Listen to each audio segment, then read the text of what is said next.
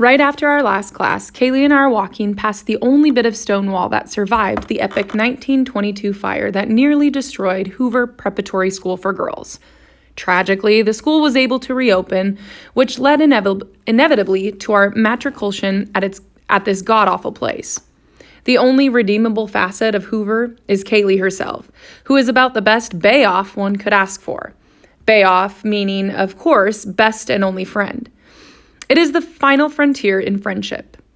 The heady waters out past the sea of BFF. So, we're walking past the waist-high ruin of the wall, which everyone since 1922 has touched whenever walking past it. The wall has been touched so many times that it is worn down into an almost pleasant oval. Kaylee walks past it, spits in her hand, and rubs the wall. I laugh, and then don't touch it myself. Not because I'm scared of Kaylee's germs, but because I hate traditions.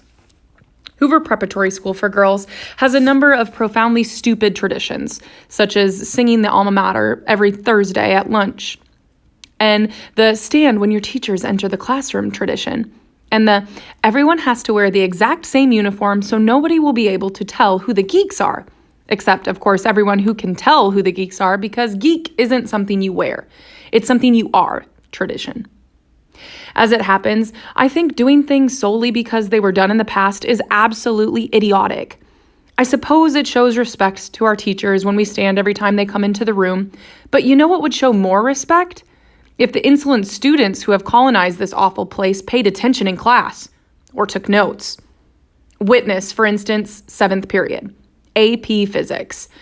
In the row before me, Amber and Natalie quietly discuss whose basically identical calf-length white socks are cuter. No, yours are, Amber whispers when Dr. Halfrench turns around to draw a diagram of how one can measure the speed of light. No, Natalie mouths silently in response. Yours are adorable. Beside me, Amelia Lionel, the heir to the Wonder Bread fortune, really, pretends to sip from a can of Coke. In fact, she is spitting tobacco juice into it. Dipping is cool here, for some reason, particularly if you are on the field hockey team, which Amelia is. The weirdest things get cool sometimes. This is why I have never taken a lot of stock in being cool, as if popularity is something that inhabits you permanently, a virus that overwhelms your immune system so completely that you cease to be. Instead, you have to become cool. Sometimes I like things cool kids like. But if I find a little ridiculous to like all of the things that the cool kids like, I mean, dip, really?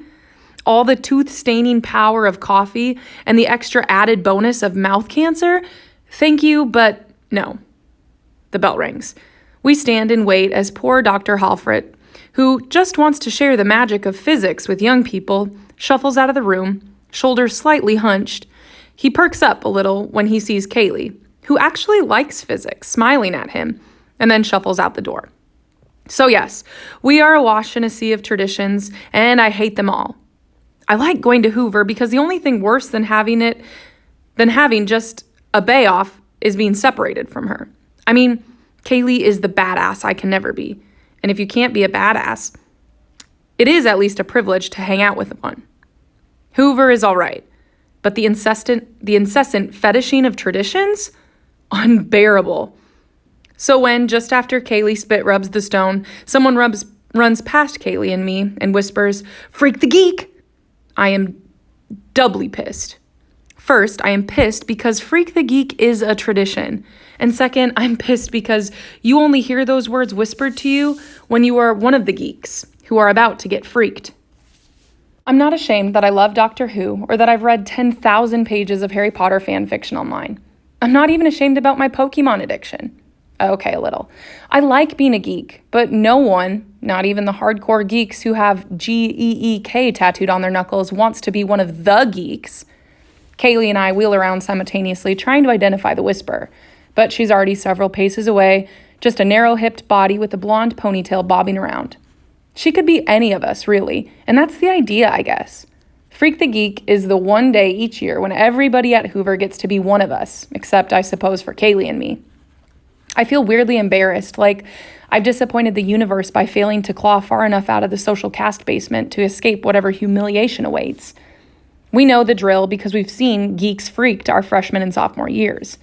The entire class gets together, at least everyone who is willing to participate in idiotic traditions, which is almost everyone, and on a chosen day in the second semester of junior year, they pick 2 geeks to freak. Freaking takes various forms, of course. They might drag you by the ankles to the pond and throw you in, or they might egg your car with 300 eggs. The freaking always lacks cleverness, because, as previously noted, those doing the planning don't spend enough of their time engaged in academic pursuits. I mean, think of the freaking opportunities physics provides. Kaylee and I don't say anything. We just take off sprinting toward my car. I figure it's our best chance. But when we get within view of the parking lot, I see 50 girls standing in concentric rings around my SUV. Each one of them appears to be holding a gun. Jesus, Lauren, she mumbles under her breath to me.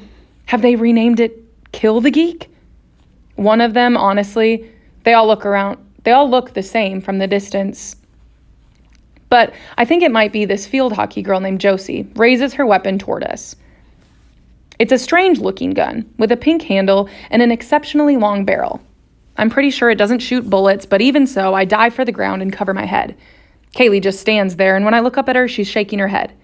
Paintballs, she shouts. Paintballs? The whole world, full of mischief and malfeasance, is available to you, and you pick paintballs? You disappoint me, ladies. I cover my head up and want to disappear, but I manage in a shaky voice to say, You're an effing folk hero, okay? The sound that interrupts me is not like a gunshot.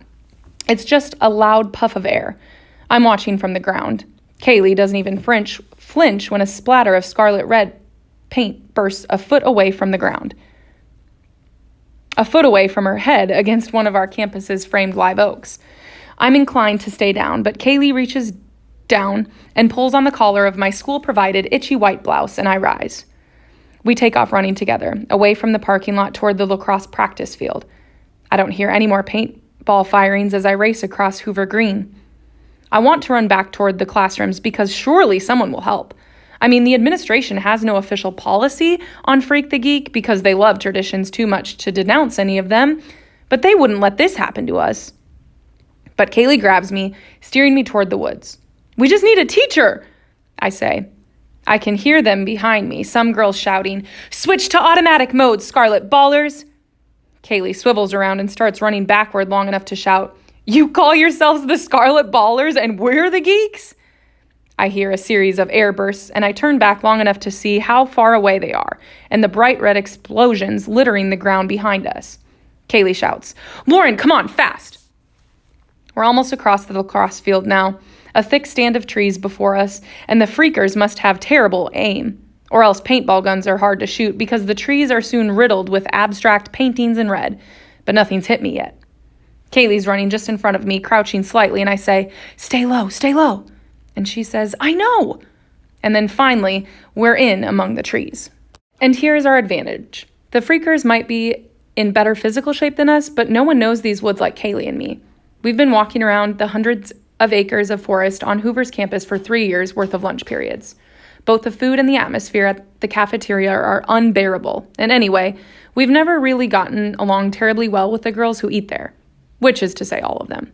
So as Kaylee and I weave parallel paths through the trees and bush, a thick blanket of rotting leaves cushioning our every step, I can hear the voices of the freakers growing more distant. I'm still half running, which makes me fully out of breath. Still, my wits have recovered sufficiently to talk in complete sentences. I never really thought about it before, I tell Kaylee as we simultaneously duck under a low-hanging oak branch. But just the phrase, freak the geek, is just hugely lame. Yeah, Kaylee says, true. It's almost like the name was thought up by a bunch of mustachioed purple-hued maltworms. Kaylee likes using Shakespearean insults. I get down on one knee in a flash to pull up my sock. A girl has to protect herself from poison ivy. Richard III, I guess? Henry V, she says. I nod. I can hardly hear girls behind us anymore. I mostly just hear our breath coming fast and hard and the ground scrunching beneath us. Like, admittedly, I'm not an expert in slang, I say. But isn't freaking usually kind of sexual? Kaylee turns around to me and runs backward just long enough to say, example? Madam, I wish to freak your body, or my heart desires to become freaky with you. Ha, Kaylee says. She doesn't laugh much, but she's hawed a fair amount. Yeah, well, maybe that's what they want. Maybe that's why they picked the cutest girls in the junior class. Maybe they just want to slather us in paintball paint and then do unspeakable things to us. I laugh, but only for a syllable. Kaylee is beautiful. Oval face and big eyes and very curvy, and I think that I'm marginally acceptable. I mean, there are no large-scale problems with me that I can detect, except for a general lack of room in the bust area and a nose that occupies a bit too much space. But no one would think of me as pretty at Hoover, or even Kaylee. Being pretty here involves so much more than just being pretty, and frankly, I don't have time for it. By the time we crest the hill, I can't even hear the freakers anymore. And even though my Mary Janes are half soaked, I feel good. I wish they hadn't picked us. There are plenty of unpopular people to go around. The drama kids who do the tech work, the girl who single-handedly runs the student newspaper, the girls who Kaylee and I play Pokemon with in the student lounge during free periods. But if they had to pick us, at least they've picked both of us. We descend the other side of the hill, headed toward the cemetery where the school founder and her family are buried.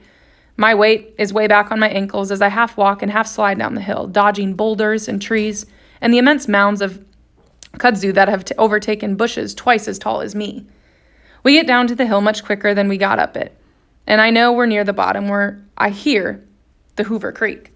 The bridge, I say. Yeah, obviously, Kaylee answers without looking back at me. Jesus, sorry, I say. The land flattens out, and Kaylee launches into full stride, and she gets way out in front of me as she feels compelled to remind me that she's faster than I am. But it doesn't matter. We're going to the same place. I watch her reach the dirt road that leads back to the stables, run parallel to it for a moment, and then dip her head down underneath the one-lane bridge that crosses over the creek. Kaylee and I had spent many lunches under the bridge. The cement outcropping lets us sit with our legs dangling over the water, which ran loud enough to muffle our voices to anyone walking or driving above, but quiet enough that we could always hear each other. I reach the bridge a couple minutes later and sit down next to Kaylee, who is staring at the water. She doesn't say anything to me, so after a while I tell her, I kind of feel like an orc, hiding out under a bridge. A troll, she says, then sighs. You kind of feel like a troll. No, trolls are people. I don't feel like a person. I feel like an orc, I insist. She sighs again, this time clearly annoyed. Lauren, she says, you're so stupid sometimes. Trolls are not people. Orcs are not people. Only humans are people. Orcs are from Tyrol for folklore, and they live on mountains. Trolls live under bridges, and they have really long hair and big noses, and that's clearly what you mean when you say an orc. I reach over and put my hand on her shoulder and say, okay, sorry. I meant trolls. Geez, are you okay? Yeah, Lauren, I'm splendid. Everyone in my entire class is trying to attack me with paintball guns, and I've officially been declared one of the 2 least liked people in my peer group. And my best friend doesn't know crap about folklore. And I'm dirty and sweaty and gross, and it's just splendid. Well, you don't have to be bitchy, I say. It's not my fault. She says nothing. It's not my fault, I repeat, and then say nothing, and then smaller. I say, you think... She takes that as a start. I think that sometimes you can be a little, I don't know, meek. And they prey on that. So they prey on us. I just stand up and climb out from under the bridge. Maybe what bothers me so much is the thought that Kaylee might be right, but mostly I'm just furious with her for even thinking that, let alone saying it out loud. Where are you going? She asks. To the car, I say as I walk away. I'm talking so softly she probably can't even hear me. All things being equal, I would rather be paintballed. I'm walking for about 30 seconds when I hear Kaylee's footfalls behind me. I'm sorry, she says. I wheel around. You know, you're a total know-it-all, and it's incredibly rude sometimes. I mean, you're not perfect either. And you act like this is my fault, but it's not my fault for being quiet or your fault for being a know-it-all. It's not your problem or my problem. It's their problem. They're the demented ones, not us. So don't take it out on me. because the only thing that holds anything together for me is having someone else on the not demented team. Kaylee just nods, and then we stand there for a second, and then she hugs me. She says, "I'm sorry." And I can hear her crying in her voice a little. But then when we separate, she has her hands on my shoulders and says, "Back to the bridge for the trolls."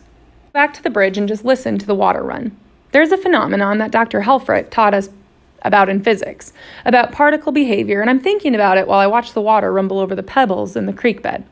When particles are suspended in water, they move around really weirdly, I guess.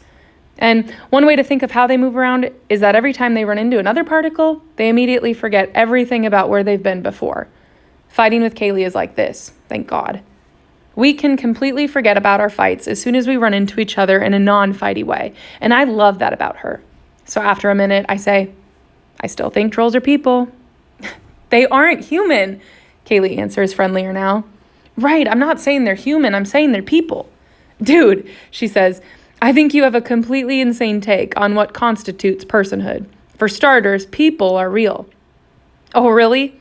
"The freakers strike me as pretty fake, but they're still people," I say. She says, "Fair enough. Would they were clean enough to spit on us, as the bard would say, but they are people. And so are trolls." "No," Kaylee says, smiling. "Trolls are trolls, elves are elves, orcs are orcs, fairies are fairies."